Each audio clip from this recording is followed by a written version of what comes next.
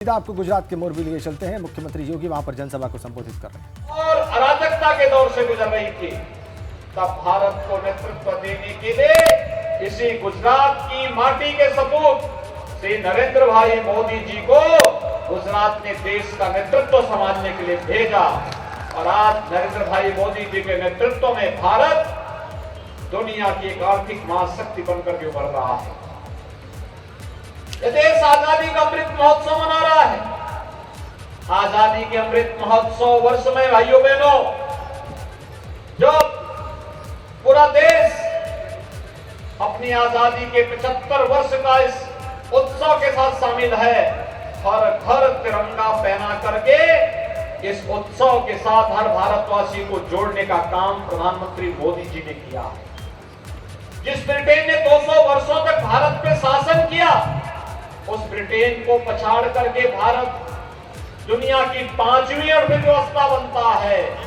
और भाइयों बहनों, यही नहीं, दुनिया के वे 20 बड़े देश जिनका दुनिया के 80% संसाधनों पर अधिकार है, उन 20 बड़े देशों का नेतृत्व भी अगले 1 वर्ष तक प्रधानमंत्री मोदी जी के नेतृत्व में भारत करेगा। भारत के लिए गौरव की बात है। और इसीलिए आज मैं आपके पास यहां पर आया हूं कि भाइयों बहनों, गुजरात और उत्तर प्रदेश में बहुत सारी समानताएं हैं। हमारे मथुरा वृंदावन से कृष्ण कन्हैया द्वारकाधीश हो गए, और हमारे उत्तर प्रदेश की धरती से भगवान स्वामीनारायण का आगमन गुजरात की धरती पर होता है। यहाँ पे स्वामीनारायण संप्रदाय से जुड़े हुए हमारे पूज्य संतजन यहाँ पर मौजूद हैं। उत्तर प्रदेश की धरती की भी महानता है, वो देवों की धरती है, और उन्हें देवत्व की स्थिति में एक महानता प्रदान करने में गुजरात का योगदान सदैव अग्रणी रूप से सामने रहा है। और इसलिए भाइयों बहनों, आज मैं आपके पास आपसे आह्वान करने के लिए आया हूं। याद करिए, आज से 20 वर्ष पहले गुजरात में आतंकी घटनाएं होती थी।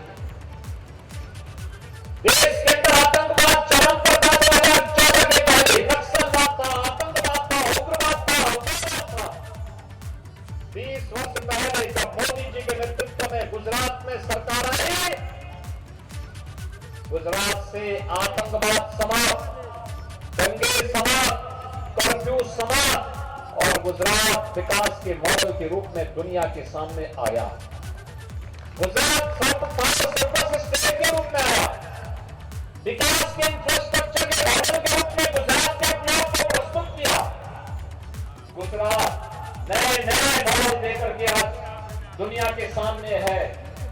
एक और गुजरात के विकास की प्रगति, और दूसरी तरफ जब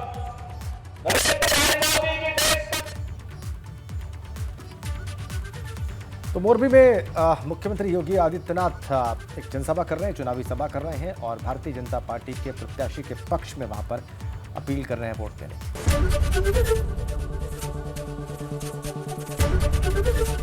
एबीपी गंगा, खबर आपकी, जुबान आपकी।